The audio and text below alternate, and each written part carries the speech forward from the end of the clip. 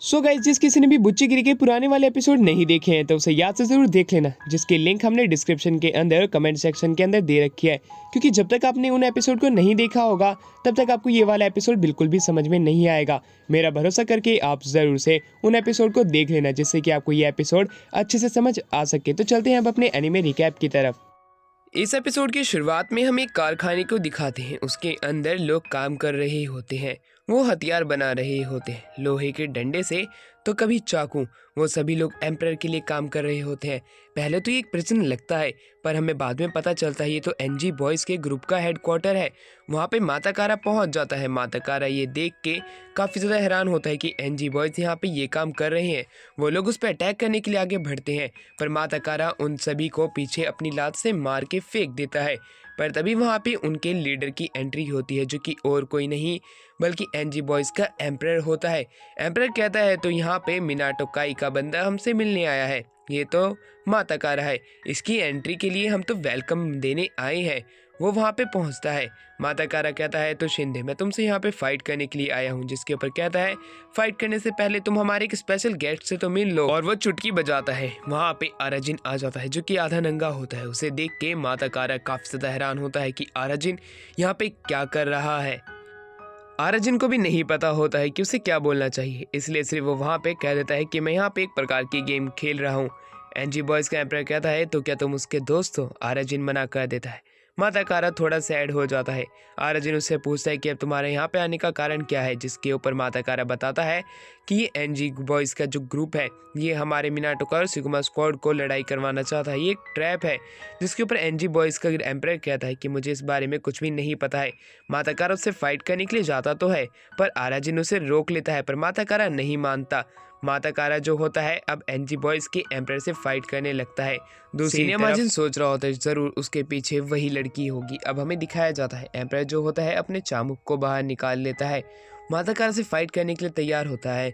माता कारा अपनी क्लोज कॉम्बैट फाइट का वहाँ पे फ़ायदा उठाता है। उसके अटैक से वो बच जाता है और उसके ऊपर अपनी एक किक को लैंड करने में कामयाब हो तो जाता है, पर हमें पता लगता है कि वहाँ पे एनजी बॉयज़ के एम्परर ने अपने चामुक की मदद से उसकी लात को बड़े ही आसानी से रोक लिया होता है। उसका चामुक इतना पावरफुल होता है कि वो माता कारा को इजीली कुछ ही सेकंड में हरा देता है और उसके ऊपर वो अपनी नीज से अटैक कर देता है। वो अटैक देख के माजिन समझ जाता है कि ज़रूर इसके पास भी एक माजिन ज़रूर है। दूसरी तरफ माता कारा अब उससे हार चुका होता है। अब सेन्या को लग रहा होता है कि ज़रूर अब दाल में कुछ काला है। अब हमारा सीन शिफ्ट होता है, हमें आराजिन के टीचर को दिखाते हैं, जो कि वापस से उसी क्लब के बाहर होता है। वो अंदर जाने की सोच ही रहा होता है कि तभी वो कुछ लोगों को आता हुआ देख के अंदर चला जाता है। अटेंडेंट वहाँ पे आता है और कहता है कि सर, आप यूजुअली इधर आते हो तो वही आपको चाहिए जो कि आप पहले मांगते थे, यानी कि जैस्मीन चान। जिसका नाम सुन के टीचर थोड़ा बहुत शर्माता है, पर कहता है कि हाँ, मैं उसी के साथ अपना समय व्यतीत करना पसंद करूंगा। और वो जैस्मिन चा को आवाज लगाता है। दूसरी तरफ अब हमें जाबू को दिखाया जाता है। जाबू जो होता है वो माता कारा को कॉल लगाने की कोशिश कर रहा होता है। उसे डर होता है कहीं माता कारा कहीं फंस तो नहीं गया है। माता कारा एक कमरे में बंद होता है। उसके हाथ पांव और मुंह किसी ने बांध रखा होता है। वो एक गोडाउन में बंद है। तभी वहाँ पे आराजिन आ जाता है। आराजिन उसके पास आता है और कहता है कि आखिरकार तुम यहाँ पे क्या कर रहे हो, तुम्हें यहाँ पे नहीं होना चाहिए था। माता कारा पूछता है वो तो ठीक है, पर तुम इस तरह की हालत में यहाँ पे क्या कर रहे हो। जिसके ऊपर आराजिन जो होता है अब उसे अपनी कहानी समझाने लगता है। कहानी इस प्रकार की थी, जब उसने एनजी बॉयज़ के एम्परर के ऊपर अपना मुक्का लैंड कर ही दिया होता है कि तभी एनजी बॉयज़ का बंदा खड़ा होने लगता है और वो कहता है कि इस तरह का दर्द मैं कभी भी नहीं भूल सकता हूँ।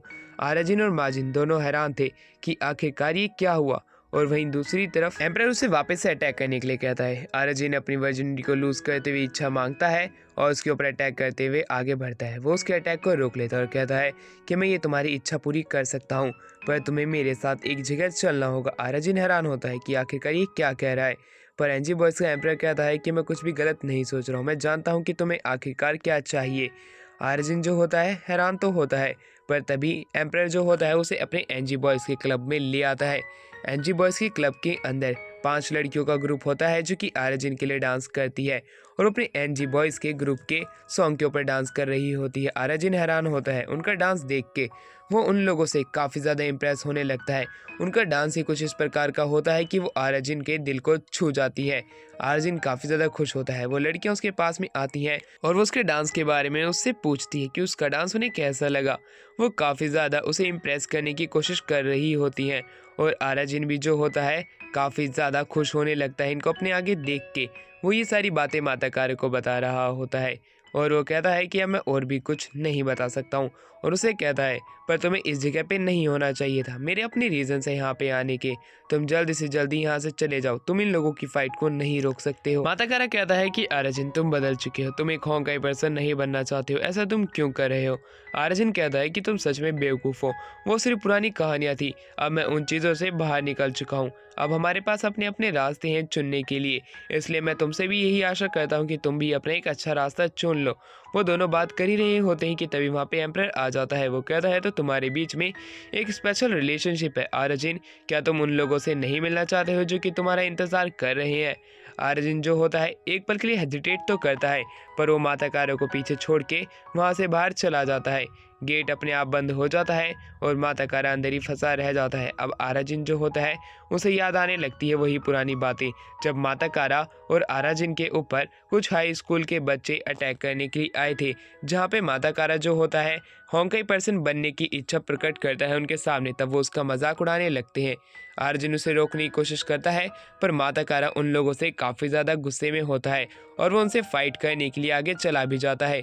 वो हाई स्कूल के बच्चे काफ़ी ज़्यादा ताकतवर थे, उनकी एज ज़्यादा थी, इसी वजह से वो माता कारा को बहुत ही बुरा पीटते हैं। दूसरी तरफ आर्यन जो होता है वो माता कारा को एक पेड़ के पीछे से छिपके देख रहा होता है। वो लोग माता कारा के ऊपर अपने लातों से अटैक कर रहे होते हैं और वो आर्यन की तरफ देखते हुए कहते हैं कि अब लड़के तेरा भी नंबर आने वाला है। आर्यन ये देख के काफ़ी ज़्यादा घबरा जाता है, इसलिए वो माता कारा को पीछे छोड़ के वहाँ से पहली ही फुर्सत में भाग जाता है। आर्यन को ये सारी बातें इसी समय क्यों याद आ रही है वो ये कहता है और वो अपने पेट के ऊपर हाथ रख के आगे जाने लगता है। उसे एनजी क्लब की लड़कियों से भी तो जो मिलना है। अब हमें एक खंडर को दिखाया जाता है जिसे क्लोजियम कहा जाता है। यहाँ पे सिगमा स्क्वाड और मिनाटो काई की एंट्री हो रही होती है। वो दोनों ग्रुप एक दूसरे को बड़ी ही फुंदक वाली आंखों से देख रहे होते हैं। वो दोनों ग्रुप चाहते थे कि वो एक दूसरे को इस तरह की हालत में छोड़े कि ये वापस से उठ ना पाए। दूसरी तरफ अब हमें महारो को भी दिखाते हैं। महारो अपने भाई को देख रही होती है। वो कहती है कि अगर मेरा भाई वहाँ पे केनिचिरो को हरा देता है तो वो सिग्मा स्क्वाड से ग्रेजुएट हो जाएगा और वो मेरे साथ रह सकता है। वो काफ़ी ज़्यादा खुश हो रही होती है पर वो दूसरी तरफ कहती है कि अभी तक वो लोग यहाँ पे क्यों नहीं आए, जो कि माता कारा और आर्यन की बात कर रही होती है। आर्यन अब वापस से एनजी क्लब्स में पहुँच जाता है। वहाँ पे वो देख पा रहा होता है कि एनजी क्लब्स के सारे लोग उसके सामने खड़े हैं। दूसरी तरफ एम्परर जो होता है वो एजे से मिलवाता है। एजे यानी कि आर्यन को देख के वो सभी लोग खुश होते हैं। दूसरी तरफ एनजी बॉयज़ के जो ग्रुप का एम्परर होता है वो कहता है कि इसकी सिग्मा स्क्वाड से कोई भी वाइप मैच नहीं हो रही है, इसलिए हमें ज्वाइन करने के लिए आया है। तो इस बार हम सिग्मा स्क्वाड की बेइज्जती करने वाले हैं। और वो सिग्मा स्क्वाड की बेइज्जती करने लगता है। लेम, रूटीन और सबसे ऊपरी चीज़, उन्हें वो एक पीस ऑफ शिट भी कहते हैं। पूरी की पूरी ग्रुप जो होती है एनजी बॉयज़ की, वो सभी सिग्मा स्क्वाड की बेइज्जती करने लगती हैं। दूसरी तरफ एम्परर कहता है आर्यन अगर तुम भी सिग्मा स्क्वाड की बेइज्जती कर दोगे तो तुम हमारे इस ग्रुप में आ सकते हो, यानी कि एनजी बॉयज़ के अंदर। आर्यन चाहता था कि वो एनजी बॉयज़ को और भी ज़्यादा जाने, इसलिए एम्परर से बताने लगता है हमारे इस ग्रुप का मोटो E4 है। E4 का मतलब वो उसे समझाने लगता है एनजी ग्रुप्स का मोटो E4 है। E4 का मतलब होता है एनर्जी, इंजॉय और एक्सटेसी। और सबसे आखिर में एम्परर। वो एम्परर का नाम काफ़ी ज़ोर से चिल्लाता है। उसके साथ एनजी ग्रुप्स का पूरा ग्रुप चिल्लाने लगता है। ये देख के आर्यन सोचता है कि ये सभी लोग पागल तो नहीं हो गए और वो भी एम्परर का नाम चिल्लाता है। वो भी खुश होता है कि वो वापस से एक ऐसे ग्रुप में आ चुका है जहाँ पे लड़कियों का भी क्लब है। दूसरी तरफ एम्परर कहता है कि अब हमें अपनी इस बैटल को शुरू कर देना चाहिए, हमें इन लोगों को उड़ा देना है, जान से ख़त्म कर देना है। ये बात सुन के आर्यन जो होता है वो एकदम से हैरान हो जाता है, क्या उन्हें मार देना है। दूसरी तरफ एनजी ग्रुप्स का हर एक बंदा मर्डर चिल्लाने लगता है। वहाँ पे आर्यन कहता है कि मारने की बातें कर रहे हैं, मुझे लग रहा है कि ये फाइट कोई नॉर्मल फाइट नहीं है। दूसरी तरफ आर्यन जो होता है सेन्या से बात करने लगता है। ये सारी चीज़ें एम्परर भी देख रहा होता है। उसे ऐसा लग रहा होता है कि ज़रूर आर्यन के पास भी एक मार्जिन ज़रूर है। दूसरी तरफ समय भी बढ़ रहा होता है क्योंकि 3 बजे सिग्मा स्क्वाड और मिनाटो काई के बीच में एक फाइट जो है। अब एम्परर कहता है कि अब शायद से हमारा चलने का समय आ चुका है। अब हमें उन लोगों को सबक भी तो सिखाना है कि आखिरकार वो किन लोगों से पंगा जो लिया है। और वो कहता है कि तुम्हें हर किसी को मार देना है। ये कह के एम्परर अपनी स्टिक से सबसे ऊपर लाइट को नीचे गिरा देता है और इस तरह वो अपनी फाइट की यलगार शुरू करता है। दूसरी तरफ मादाकारा उसी कमरे में बंद होता है। उस कमरे से वो आर्यन को देख लेता है तो उसे आवाज़ लगाने की भी कोशिश करता है, पर आर्यन के पास उसकी आवाज़ नहीं जाती। वो अपनी स्पिरिट को खोने लगता है। उसका पाँव नीचे वाली सीढ़ी के ऊपर से नीचे गिर जाता है। उसके उस पाँव के गिरने की वजह से वो नीचे गिर जाता है। जैसे ही वो नीचे गिरता है उसकी जेब में से फ्रेंडशिप फॉरएवर स्टोन बाहर निकल के आ जाता है। उस स्टोन को देखने के बाद मादाकारा वापस से अपनी पुरानी मेमोरीज में चला जाता है जहाँ पे आर्यन और मादाकारा एक अच्छे दोस्त थे। वो समय उसके लिए काफ़ी ज़्यादा अच्छा था। वो उन पलों को याद करने लगता है और कहता है कि आर्यन जो है वो अपने होंकाई पर्सन बनने के सपने को नहीं भूल सकता है। वो ज़रूर थोड़ा सा बदल गया है पर अभी वो पुराना पर्सन है। क्लोजियम के अंदर हमें दिखाया जाता है जाबू जो होता है वो मादाकारा को कॉल लगाने की कोशिश करता है। कमाओ लड़ाई के लिए तैयार होता है तो दूसरी तरफ जाबू जो होता है मादाकारा के लिए निकल जाता है। मादाकारा ज़रूर एक मुसीबत में होगा, वो ये जानता था, इसलिए वो चला जाता है। अब वहाँ पे हमें दिखाया जाता है मिनाटो काई को और सिग्मा स्क्वाड को। सिग्मा स्क्वाड का मारितो जो होता है वो अपनी शर्ट को उतार देता है। उसकी बॉडी मारितो जो होता है वो अपनी शर्ट को उतार देता है। उसकी बॉडी हर किसी को दिखने लगती है। महारो उसकी फोटो खींचते हुए कहते हैं कि मेरे ब्रदर की बॉडी कितनी ज़्यादा अच्छी है, ज़रूर उसने काफ़ी सारा टाइम स्पेंड किया होगा। अब हमें दिखाया जाता है एम्परर और आर्यन को। आर्यन और एम्परर जा रहे होते हैं क्लोजियम के लिए। अब वहाँ पे एम्परर मादाकारा के बारे में पूछता है जिसके ऊपर आर्यन बताता है जब वो बच्चे थे तब वो होंकाई पर्सन बनने के लिए ट्रेनिंग किया करते थे। वो समय बहुत ही ज़्यादा अच्छा था और लगता है कि वो अभी तक उन चीज़ों को याद कर रहा है। दूसरी तरफ एम्परर जो होता है वो आर्यन से पूछता है कहीं तुम कुछ समय पहले होंकाई श्राइन के पास तो नहीं गए थे। माजिन जो होता है उसे मना करने के लिए कह देता है। आर्यन अब एम्परर को मना कर देता है। एम्परर जो होता है वो काफ़ी ज़्यादा उनके ऊपर शक की निगाहों से देख रहा होता है। माजिन ये नोटिस कर लेता है। अब एम्परर जो होता है वो आर्यन का हाथ पकड़ते हुए कहता है कि आर्यन मैं चाहता हूँ कि तुम मेरे राइट हैंड बनो। क्या तुम मेरे राइट हैंड बनना चाहते हो तो तुम्हें एनजी ग्रुप को ज्वाइन करना पड़ेगा। वहीं आर्यन जो होता है वो एनजी बॉयज़ के ग्रुप को ज्वाइन करने के लिए कह देता है कि मैं थोड़े बहुत समय बाद सोचूंगा, मैं अभी देखना चाहता हूँ कि ये ग्रुप कैसा है। जिसके ऊपर एम्परर कहता है क्या तुम एनजी गर्ल्स को भूल गए हो, और वो एनजी गर्ल्स को याद करने लगता है। आर्यन ने कितना अच्छा समय उनके साथ बिताया होता है और वो काफ़ी ज़्यादा शर्माने लगता है। दूसरी तरफ उसे महारो की भी याद आती है। वो चॉइस नहीं कर पा रहा होता है कि वो सिग्मा स्क्वाड को ज्वाइन करे या वो एनजी ग्रुप्स को ज्वाइन करे। उसका मन अच्छे से नहीं बन पा रहा होता है। अब एम्परर कहता है क्या इसका मतलब तुम एनजी बॉयज़ को ज्वाइन नहीं करना चाहते हो। एनजी बॉयज़ को अगर तुम ज्वाइन करोगे तब तुम वो हर चीज़ पा सकते हो जो कि तुमने अपनी लाइफ में कभी भी नहीं पाई होगी। जैसे कि तुम मुझे ही देख सकते हो, मैंने खुद के ही एक ग्रुप को बना लिया है और मिनाटो जब सिग्मा स्क्वाड ख़त्म हो जाएगा, जब तुम्हारे बीच में कोई भी नहीं रहेगा, तुम हर किसी को भी पा सकते हो। मैं केनिचिरो को डिस्ट्रॉय कर दूंगा। उसकी ये बात सुन के आर्यन पूछता है कि तुम्हारी केनिचिरो से क्या फ़ाइट है, तुम उसे क्यों बदला लेना चाहते हो। जिसके ऊपर वो अपनी नेक के ऊपर खरोच मारते हुए पुरानी बातें बताने लगता है। केनिचिरो ने ही एक बार उसे बचाया होता है। केनिचिरो ने उसके ऊपर अटैक कर रहे हुए आदमियों को अच्छे से सबक सिखाया होता है। उसी समय से एम्परर जो था वो केनिचिरो की तरह बनना चाहता था। वो रोज़ प्रैक्टिस किया करता था, वो रोज़ ट्रेनिंग किया करता था, वो मिनाटो काई में ज्वाइन होना चाहता था। और एक समय ऐसा भी आया था जब वो एम्परर जो था वो मिनाटो काई के अंदर जा चुका था। मिनाटो काई के अंदर उसकी एक अच्छी पोजीशन बन चुकी थी। फाइट के दौरान मिनाटो काई के अंदर एम्परर ने एक ऐसी गलती कर दी थी कि उसने अपने सामने वाले अपोनेंट के ऊपर अपने एक वेपन का इस्तेमाल करने की कोशिश की थी, पर केनिचिरो ने बीच रास्ते में आके उसके उस अटैक को रोक लिया होता है जो कि एक लोहे की स्टिक होती है। और उसी समय के बाद से एम्परर जो था उसने मिनाटो काई को छोड़ दिया होता है। मिनाटो काई को छोड़ने के बाद केनिचिरो के सामने मारितो आ जाता है। मारितो उसे एक बराबर की टक्कर दे रहा होता है तो एम्परर कहता है कि कोई भी केनिचिरो को नहीं हरा सकता है, मैं ही हूँ जो केनिचिरो को पूरे तरीके से तबाह और बर्बाद करने की ताकत रखता है। उसकी बातों में गुस्सा झलक रहा होता है। आर्यन को पता था ये उसकी पुराने रिवेंज की ही लड़ाई है। वो कहता है कि मैं इसके बीच में कुछ भी नहीं बोल सकता हूँ, जिसके ऊपर एम्परर कहता है इसका मतलब कि तुम एनजी गर्ल्स को मना कर रही हो। एनजी गर्ल्स तो तुम्हारा काफ़ी ज़्यादा इंतज़ार कर रही हैं, तुम उन्हें सच में मना करना चाहते हो। तुम्हारे मना करने से पहले मैं तुम्हें एक चीज़ बता दूं, एनजी गर्ल्स ले लो चाहे महारो या कोई भी लड़की, उन लोगों को वही लड़के पसंद आते हैं जो कि काफ़ी ज़्यादा स्ट्रांग होते हैं। क्या तुम एक स्ट्रांग पर्सन नहीं बनना चाहते हो? उसकी ये बात सुन के आराजिन के अंदर एक अलग सी ही आग निकलने लगती है। वो एनजी गर्ल्स और महारो को याद करके एक अलग ही आग के अंदर लिपटा जाता है। वो कहता है कि ज़रूर मैं इस फाइट के अंदर हिस्सा लूंगा और लोगों को मैं अपनी स्ट्रेंथ का नमूना ज़रूर दिखा के रहूँगा। दूसरी तरफ अब हमें क्लोजियम के अंदर दिखाया जाता है, जहाँ पे कि जाबू जो होता है उसी का इंतज़ार हो रहा होता है। कमाओ उसके ऊपर मैसेज करने की कोशिश करता है कि जाबू जल्द से जल्द आ जाए। दूसरी तरफ मारितो के सामने केनिचिरो जो होता है अपनी जैकेट को उतार फेंकता है। उसकी बॉडी एक बीस्ट की तरह लग रही होती है। महारो और बाकी के लोग ये देख के काफ़ी ज़्यादा हैरान होते हैं। महारो को लग रहा होता है मेरा भाई तो आज आधे हिस्से में बंटने वाला है। आखिरकार माता कारा और आराजिन कहाँ रह गए हैं जो कि इस लड़ाई को रुकवाने वाले हैं। वो ड्रम को पीटने लगती है। दूसरी तरफ हमें दिखाया जाता है जाबू जो होता है वो एनजी ग्रुप्स के गोडाउन में पहुंच जाता है। गोडाउन में पहुंचने के बाद उसे वो कमरा मिल जाता है जिसके अंदर माता कारा को कैद करके रखा गया था। वो उस कमरे में पहुंच जाता है। उस कमरे के अंदर वो माता कारा को आज़ाद कराता है। माता कारा कहता है कि हाँ तुमने सही कहा था, इसके अंदर एनजी ग्रुप्स का ही हाथ है।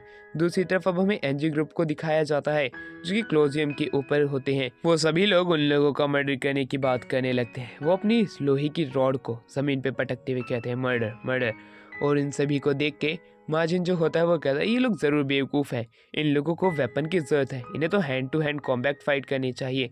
इनका प्राइड लाइन पे है और ये अभी भी हथियार को लेके ही बात कर रहे हैं। दूसरी तरफ आर्जिन वहाँ से जाने लगता है। आर्जिन कहता है कि मैं अपनी वर्जिनिटी को लूज़ करना चाहता हूँ, अपनी ज़िंदगी को नहीं, इसलिए मुझे यहाँ से जाना पड़ेगा। माजिन कहता है तुम इस तरह की लड़ाई में भी वापस से जाना चाहते हो, हम अपनी मर्ज रेट को बढ़ा सकते हैं, हमें इसका फ़ायदा उठाना चाहिए। पर तभी आर्जिन की वापस से फ्रेश होने की आग लगने लगती है। वो जा रहा होता है, वहाँ पे उसे एम्परर रोक लेता है। एम्परर कहता है कि अभी यहाँ पे लड़ाई शुरू होने वाली है, तुम जाने की बात कर रहे हो। एक बार जब हमने सिग्मा स्क्वाड को हरा देंगे तब हम उनकी लड़की को भी अपने हाथ में अपना लेंगे। उसकी ये बात सुन के आराजिन हैरान होता है, जिसके ऊपर एम्परर कहता है कि मैं महारू की बात कर रहा हूँ, मैंने सुना है वो काफ़ी ज़्यादा क्यूट है, वो मेरे टाइप की नहीं है, फिर भी हम उसे अपने एक सर्वेंट की तरह ज़रूर रख सकते हैं। उसकी ये बात सारी आर्जिन सुन रहा होता है। आर्जिन के अंदर का हार्ट एकदम से ज़ोर ज़ोर से धड़कने लगता है। माजिन ये चीज़ें नोटिस कर पा रहा होता है। दूसरी तरफ एम्परर जो होता है वो महारू को लेके अलग अलग बातें बोलने लगता है कि मैं उसे अपने सर्वेंट बना के रखूँगा, एक ना एक दिन मैं भी उसे तुम्हारे पास भेज दूँगा, वो मेरे लिए एक अच्छी सर्वेंट जरूर बन सकती है। महारू को लेके वो बड़ी ही ऊटपटांग बातें करने लगता है। दूसरी तरफ माजिन जो होता है वो कहता है कि मेरा शरीर गर्म हो रहा है। अब हमें दिखाया जाता है आर्जिन जो होता है उसकी मर्ज रेट जो होती है वो माजिन के साथ काफ़ी ज़्यादा इंक्रीज हो जाती है। उसको एकदम से गुस्सा आ जाता है और आर्जिन अपने एक मुक्का वो एम्परर के ऊपर पटक मारता है। एम्परर की हालत काफ़ी ज़्यादा ढीली हो जाती है, वो दूर जाके गिरता है। अब उसके ऊपर मुक्का मारने के बाद पूरा एनजी ग्रुप से देखने लगता है। माजिन कहता है कि आखिरकार ये क्या हुआ था। आर्जिन भी हैरान होता है, पर तभी उसका पेट वापस से गुड़गुड़ करने लगता है, वो वहाँ से भाग जाता है। माजिन भी गायब हो जाता है। तो दूसरी तरफ एनजी ग्रुप का एम्परर खड़े होते हुए खून की उल्टी करता है और कहता है कि ज़रूर इसके अंदर सैन्य है, मैं गलती नहीं कर सकता हूँ। और हमारा सीन यहाँ से वापस से शिफ्ट होता है। हमें एक हंस को दिखाया जाता है जो कि एक मछली को पकड़ लेता है और उसे निगल जाता है। अब हमारा सीन वापस से शिफ्ट होता है। अब हमें दिखाया जाता है कि मिनाटो काई उनके ऊपर अटैक करने के लिए तैयार होता है। तो सिग्मा स्क्वाड मिनाटो काई के ऊपर, वो दोनों एक दूसरे को ख़त्म कर देना चाहते थे। दूसरी तरफ मारितो जो होता है एक बोतल को नीचे पटक देता है। वो बोतल जैसे ही नीचे गिरती है उसकी आवाज़ से फाइट शुरू हो जाती है। वो दोनों ग्रुप जो होते हैं एक दूसरे के खून के प्यासे बढ़ने लगते हैं। जैसे जैसे वो दोनों ग्रुप से एक दूसरे की तरफ बढ़ रहे होते हैं, मारितो और केनिचिरो भी अब एक दूसरे की तरफ आगे आ रहे होते हैं। वो दोनों भी फाइट करना चाहते थे। वो दोनों जब एक दूसरे के काफ़ी ज़्यादा पास पहुंच जाते हैं कि तभी वहाँ पे एंट्री होती है माता कारा की। माता कारा वहाँ पे बड़ी ही फुर्ती में आता है, कहता है कि तुम्हें मेरी बात सुननी पड़ेगी। और वो कहता है कि एनजी ग्रुप्स का बिछाया हुआ जाल है, वो हम लोगों को फाइट करा के खुद जीतना चाहते हैं। उनकी ये बात सुन के दोनों ग्रुप हैरान होते हैं। वो कहते हैं कि तुम लड़ाई लड़ाई रुकवाने की कोशिश कर रहे हो, ऐसा कोई भी सीन नहीं है। ज़ाबू वहाँ पे आता है। ज़ाबू अपनी माफ़ी मांगने लगता है कि उसी की ही गलती की वजह से उसका बैंड चोरी हुआ था, जो कि और किसी ने नहीं बल्कि एम्परर ने किया था, जो कि एनजी ग्रुप्स का लीडर है। वो माफ़ी मांगने लगता है, पर तब भी वो दोनों ग्रुप जो होते हैं आपस में फ़ाइट करना चाह रहे होते हैं। माताकारा जो होता है केनिचिरो को समझाने की कोशिश करता है, पर मारी तो कहता है कि केनिचिरो तुम भी जानते हो और मैं भी जानता हूँ कि ये फाइट इनविटेबल है, कभी ना कभी ये फाइट ज़रूर होनी थी। दूसरी तरफ हमें आराजिन को दिखाया जाता है, जो कि उन्हीं की तरफ भागते हुए आ रहा होता है। माजिन काफ़ी ज़्यादा हैरान होता है, वो कहता है कि हमें इन्हें रुक के ही मार देना चाहिए। माताकारा काफ़ी ज़्यादा खुश होता है कि आराजिन ज़रूर उसे ही बचाने आ रहा होगा। दूसरी तरफ हमें दिखाया जाता है एम्परर को, जो कि अपने दांत पीसने लगता है। सिग्मा स्क्वाड और मिनाटो काई के बीच में अभी तक फाइट क्यों नहीं? उनके ग्रुप बात करने लगता है कि ज़रूर ये किसी तरह का ट्रैप है। केनिचिरो को माताकारा वापस से बोलता है। मारी तो कहता है अभी इन दोनों की ज़रूरत नहीं है, हम दोनों के बीच में फ़ाइट होनी एक ऑब्वियस सी बात थी। केनिचिरो और मारी तो जो होते हैं अब एक दूसरे से फाइट करने के लिए तैयार होते हैं। माताकारा इस फाइट को नहीं रोक सकता था, इसलिए वो भी देखने के अलावा कुछ और नहीं कर सकता है। मारी तो और केनिचिरो एक दूसरे की तरफ आगे बढ़ने लगते हैं और उनके इसी सीन के साथ हमारा ये वाला एपिसोड यहीं पे एंड होता है। तो मिलते हैं इसके नेक्स्ट एपिसोड में, तब तक के लिए चैनल को सब्सक्राइब और वीडियो को लाइक यहाँ से ज़रूर कर देना और एक प्यारा सा कमेंट ज़रूर कर देना।